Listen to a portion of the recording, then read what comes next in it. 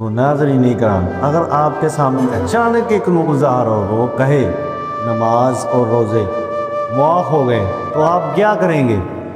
آپ اسے قبول کریں گے یا انکار کریں گے؟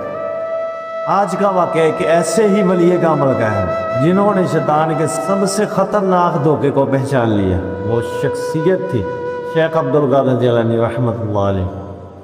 یہ واقعہ کچھ یوں ہے کہ ایک رات آپ عبادت میں مشغول تھے، تلاوت، ذکر، نوافل میں دل لگا ہوا تھا۔ اچانک ایک نور ظاہر ہوا اور اس سے آواز آئی، اے عبدالقادر، میں تمہارا رب ہوں، میں تم سے خوش ہو گیا ہوں، تمہیں نماز روزے معاف کر دیے۔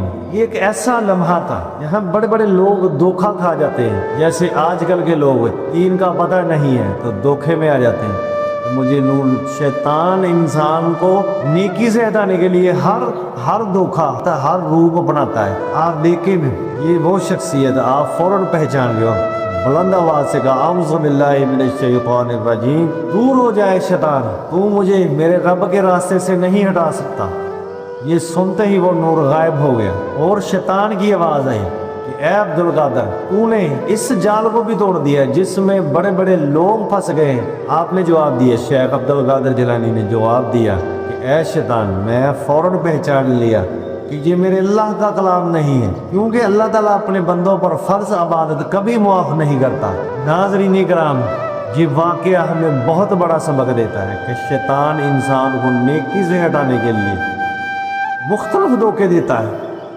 اللہ کی شریعت کبھی ختم نہیں ہوتی۔ علم دین انسان کو گمراہی سے بچاتا ہے، جیسے اللہ تعالیٰ قرآن پاک میں ارشاد فرماتے ہیں، بے شک شیطان تمہارا کھلا دشمن ہے اور تم اسے اپنا دشمن ہی سمجھو۔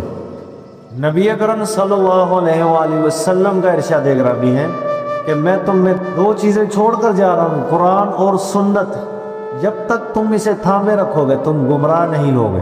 ناظرین کرام، شیخ عبدالقادر جیلانی رحمۃ اللہ علیہ کی زندگی ہمیں کیا پیغام دیتی ہے کہ صرف عبادت کافی نہیں ہے، بلکہ صحیح علم اور شعور بھی ضروری ہے تاکہ ہم حق اور باطل کو پہچان سکیں۔ ناظرین کرام، ہم ان کو مانتے ہیں، انہوں نے اپنی زندگی اللہ کو راضی کرنے کے لیے گزاری، اللہ کی عبادت میں گزاری، شریعت کے دائرے میں رہ کر گزاری۔